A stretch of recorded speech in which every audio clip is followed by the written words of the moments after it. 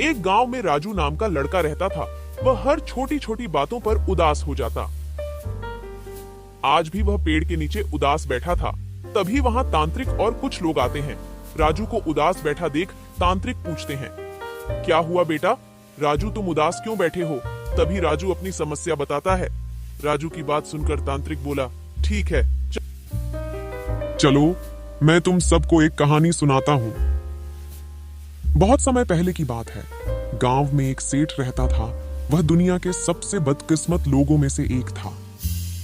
सारा गांव उसके अजीबोगरीब हरकतों से परेशान हो गया था, क्योंकि वह हमेशा उदास रहता, हमेशा अपनी किस्मत को कोसता रहता और खराब मूड में रहता था। जितने साल वह जीवित रहा, उतना ही वह दुखी रहा और उसके शब्द उतने ही जहरीले होते थे। लोग उससे दूर भागते थे, क्योंकि उससे जो भी मिलता उसका दिन अशुभ हो जाता। उसके पास खुश रहना असंभव था। लेकिन एक दिन एक अविश्वसनीय बात हुई। ये बात लोगों में आग की तरह फैल गई। वह सेठ आज खुश था। वह किसी भी चीज की शिकायत नहीं कर रहा था, बल्कि पहली बार वह मुस्कुरा रहा था।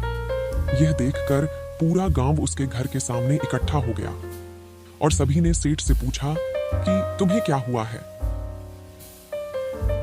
सेठ ने जवाब दिया, कुछ खास नहीं, इतने साल से मैं खुशी के पीछे भाग रहा हूँ, लेकिन यह बेकार था। यह बात मुझे समझ आ गई कि खुश रहने की कोई खास वजह नहीं होती है, वजह ढूंढनी पड़ती है, चाहे हालात जैसे भी हो। इसलिए अब मैं खुश रहने और जीवन का आनंद लेने का फैसला किया, इसलिए अब मैं खुश हूँ।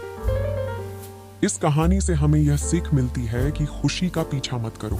अच्छे बुरे दिन तो आते जाते रहते हैं, इसलिए जैसे भी हालात हो उसमें खुश रहने की कोशिश करें और जीवन का आनंद लें।